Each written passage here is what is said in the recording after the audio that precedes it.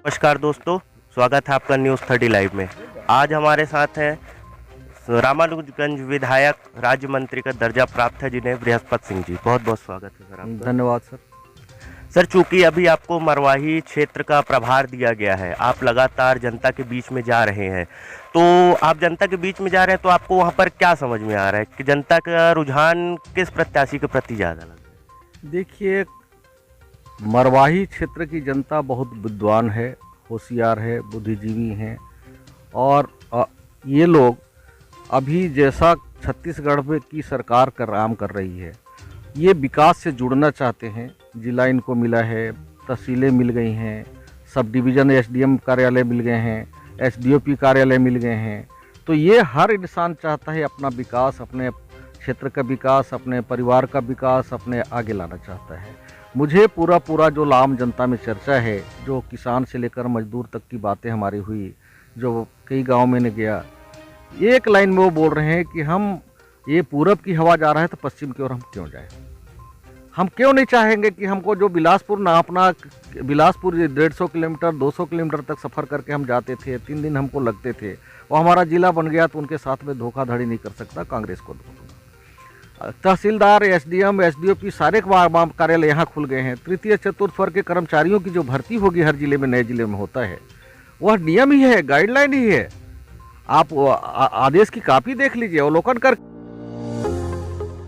तो आपके सारे स्ट्रक्चर बनेंगे, इतने सारे बिल्डिंगें बनेंगे, लोगों को रोजगार मिलेगा। जो ईटा के व्यवसायी हैं, जो ईटा बनाते हैं नौजवान लड़के, फ्लाइस वगैरह, आप चेक प्योर ब्लॉक बनाते हैं या और काम करते हैं, बढ़ई मिस्त्री काम करते हैं जो शहरों में करने जाते हैं, तो उनको यहीं मिलेगा तो क्यों बाहर काम करने जाएंगे?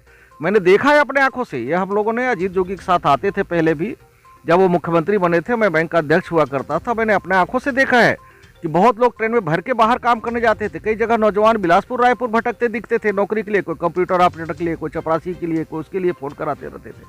तो आज सौभाग्य की बात है कि अपने ही जिले में रोजगार मिलेगा तो बाहर क्यों भटकने जाएंगे? अभी आपने देखा होगा धान खरीदी का मामला चल रहा है, विशेष सत्र छत्तीसगढ़ सरकार ने बुलाया भी धान खरीदी के मामले में। 27 और 28 तारीख के हम लोग यही करने जा रहे हैं। पूरे देश में मोदी सरकार ने एक अभियान चला रखा है, भाजपा की सरकार, मोदी सरकार ने एक अभियान चला रखा है।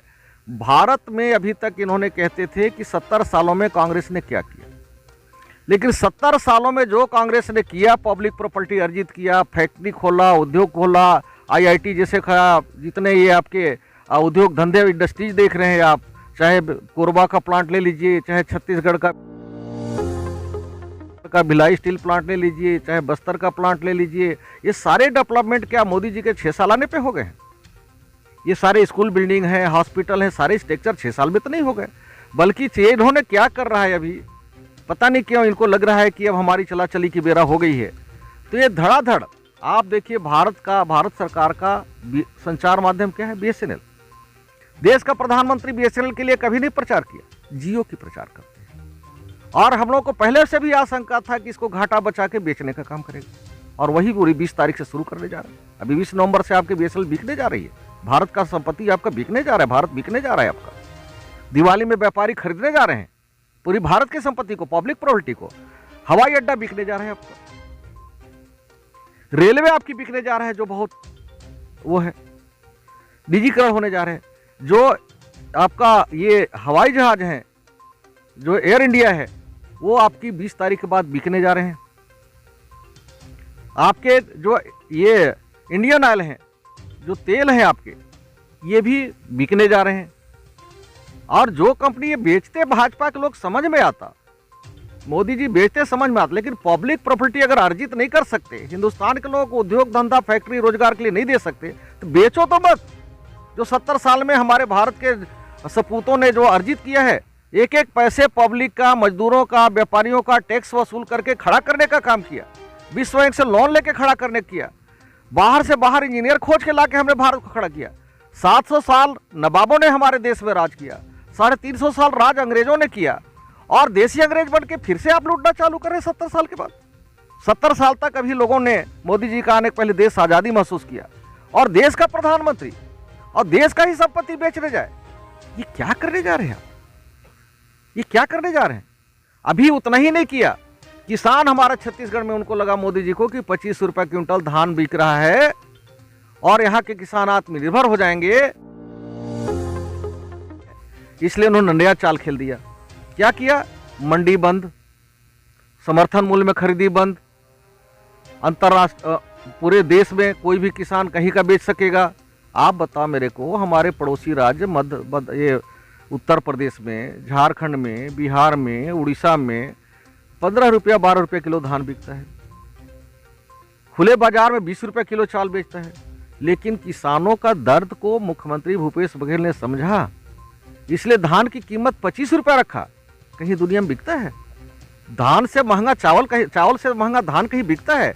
लेकिन किसानों की पसीना पोंछने का काम किया, किसानों को आत्मनिर्भर करने का काम किया, ताकि ये पैसा गांव में जाएगा, किसान के पास जाएगा तो हमारे बाजार में आएंगे, सामान खरीदेंगे, अपनी जरूरत पूरा करेंगे, उनकी आर्थिक स्थिति सुधरेगा। देश का अगर सच्चा, अगर कहते हैं ना, भारत की आत्मा गांव में बसता है, और अब भारत की आत्मा गांव में बसता तो उस आत्मा को बेचना चाहते हो। इसलिए हम लोगों ने छत्तीसगढ़ में विशेष सत्र बुलाया है, किसानों की हस्ताक्षर अभियान चलाया है। मुख्यमंत्री जी राहुल जी के माध्यम से राष्ट्रपति को ज्ञापन सौंपेंगे कि छत्तीसगढ़ में किसी भी कीमत पे कानून हम लागू नहीं करना चाहिए, और हमें एक्ट में, संविधान में अधिकार देता है, संघीय ढांचा है हमारा।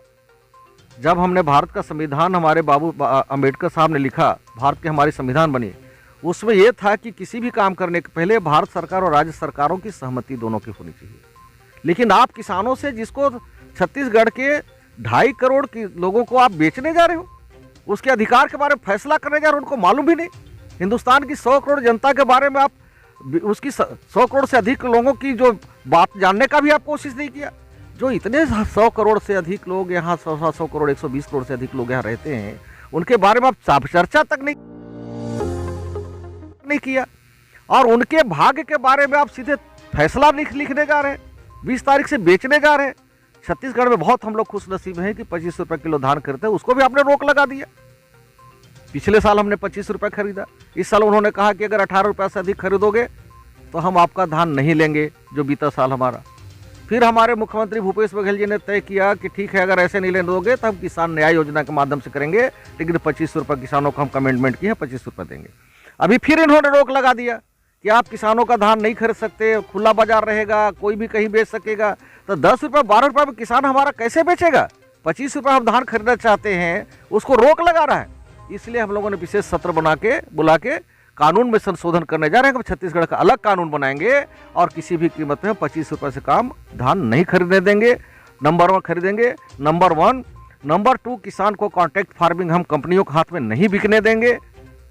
ये हम लोगों ने तय किया है, और आप छत्तीसगढ़ वासियों को इस बात का बधाई देता हूँ, बहुत बधाई, कि छत्तीसगढ़ के मुख्यमंत्री भूपेश बघेल ने यहाँ धान से इथेनॉल भी बनाने की फैक्ट्री खोला है। बहुत धान हमारा होता है, जैसे गर्मी में धान कई जगह होता है, लिमिट भर धान बिकता है, एक फिक्स है कि इतना क्विंटल तक धान बिकता है।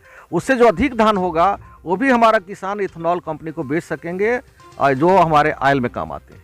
ये हिंदुस्तान का पहला राज्य होगा जहाँ इथेनॉल बनाने की कई हम 4-5 फैक्ट्रीज डालने जा रहे हैं, और किसी भारत सरकार के अनुमति मात्र में हम लोगों ने लिया है, और भारत सरकार से कोई पैसे नहीं ले रहे हैं।